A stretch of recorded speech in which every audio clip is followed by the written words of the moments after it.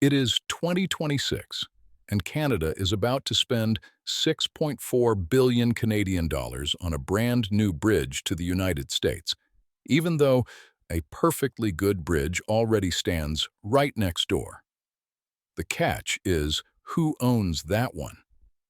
For nearly a century, this stretch of the border has been private property, held by a single family that bought out Warren Buffett, sued two national governments for decades, spent more than $30 million on one ballot question, and watched its 84-year-old patriarch spend a night in jail, all to hold on to a single bridge.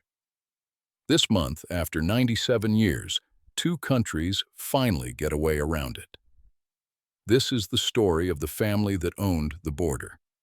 It starts in 1929. The Ambassador Bridge started as an audacious private gamble. A Detroit-born New York financier named Joseph Bauer put together a private syndicate and raised roughly $23.5 million with no public money to throw the longest suspension bridge in the world across the Detroit River. He personally collected sign-offs from a U.S. president, a Canadian governor-general, and both national legislatures. It opened in November 1929, 3 weeks after the stock market crashed. And when it came time to name it, Bauer turned the honor down. He could have called it the Bauer Bridge, but he chose Ambassador instead. A quiet man built a border crossing and refused to put his own name on it. And that kind of restraint is worth remembering, because it does not last much longer in this story. For decades after Bauer, the bridge was run like an ordinary investor-owned company, its shares trading on the open market for anyone who wanted them. In 1977, one of the shrewdest investors alive started buying. Warren Buffett quietly built up a quarter of the company at $20 a share. He had spotted what most people crossing the river never thought about, a private toll booth sitting between two countries. That is where Matty Moroun comes in. A Detroit trucking magnate, 52 years old, he knew exactly what that toll booth was worth, because his own trucks paid it every day. In 1979, he bought out Warren Buffett at $24 a share, a 20% premium over what Buffett had paid, and then bought out the remaining shareholders for roughly $30 million in all. For that, one man now controlled what was, for decades, the busiest commercial border crossing in North America. Every truck that crossed it paid him a toll in both directions, and as far as Moroun was concerned, that was how it would stay. The tolls were only the visible business. In 2000, Moroun won a court fight that let him sell tax-exempt fuel at his own duty-free plaza on the Detroit side, roughly 400,000 gallons a month, with about 60 cents a gallon in tax that simply never got charged. Trucks topped off at the border, the government's cut stayed at the bridge, and almost nobody outside the trucking world knew the pump was even there. It was a second, quieter fortune running right alongside the tolls. By 2010, both governments wanted an alternative, a publicly owned bridge a couple of miles downriver. The family fought it with everything it had. It had already bought up hundreds of properties around the crossing, including in Detroit's Delray neighborhood, exactly where a rival bridge would need to land. That year, its bridge company filed a $3.5 billion NAFTA claim against the government of Canada, and a Michigan judge ordered that same company to finish the Gateway project, roughly $230 million of ramps meant to connect the bridge to the interstates, which it still had not built. By January 2012, the ramps still were not finished, and Wayne County Judge Prentice Edwards did something almost never done to a billionaire. He had him jailed. Matty Moroun, 84 years old, was taken into custody for civil contempt, along with his bridge company's president, Dan Stamper, and spent the night in the Wayne County Jail before an appeals court freed them both the next day. It was only one night. But the picture of an 84-year-old billionaire trading his boardroom for a cell over an unfinished off-ramp showed the whole region just how far this family would go, rather than be told what to do with its bridge. That June, Canada made a genuinely unusual offer. Michigan's legislature had refused to put up the state's share for the new public bridge, so Canada offered to cover the whole thing itself, including Michigan's half of the American side, with every dollar to be paid back later out of tolls. One country agreed to finance another country's share of a border crossing, because even that was cheaper than staying stuck with one family's bridge. The family's counterattack came at the ballot box. That November, Michigan voters found Proposal 6 in front of them, a Moroun-funded amendment to the state constitution that would require a statewide vote before any new international bridge could ever be built. The campaign behind it spent more than $30 million blanketing the state in ads. Voters rejected it anyway, by roughly 60 to 40. It was an attempt to buy a permanent veto over the family's own competition, and Michigan turned it down. The lawsuits kept coming. The family sued both governments repeatedly, for decades. Its biggest attempt collapsed in 2015, when a NAFTA tribunal threw out the $3.5 billion claim against Canada and ordered the bridge company to pay Canada's legal costs on top of it. Then the story turned almost absurd. For years, the Morouns had promised a twin span, a second bridge of their own right beside the original. In 2017, Canada finally said yes, but with conditions, and the key one was blunt: demolish the old Ambassador Bridge within 5 years of the new one opening. The American permit for that same project demanded the opposite, protecting the Ambassador as a historic structure that had to be preserved. One government was telling the family to tear the old bridge down, while the other was telling them to keep it standing, and caught between two permits that flatly contradicted each other, the Morouns built nothing at all. The Canadian permit eventually expired, unused. Canada stopped waiting. In 2018, construction finally began in Delray on the public crossing, the Gordie Howe International Bridge, named for the Canadian hockey legend who became Detroit's favorite son.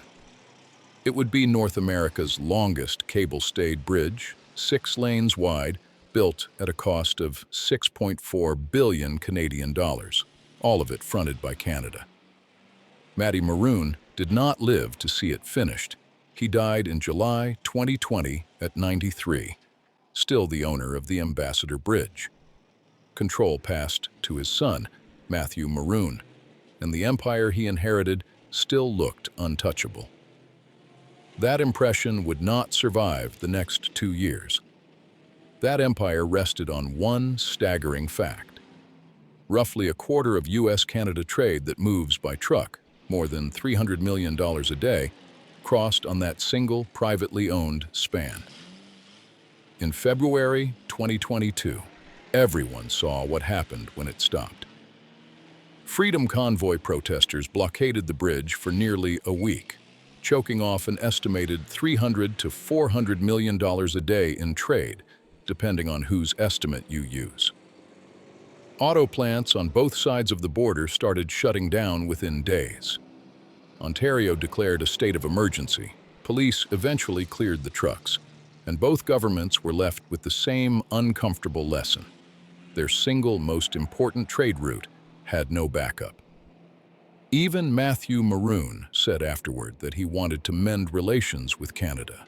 And then the monopoly started to slip.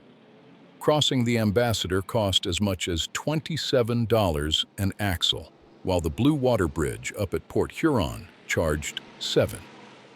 Truckers did the math. In 2025, the Ambassador quietly lost the title it had held for decades as the busiest commercial crossing between the United States and Canada. No government took it away.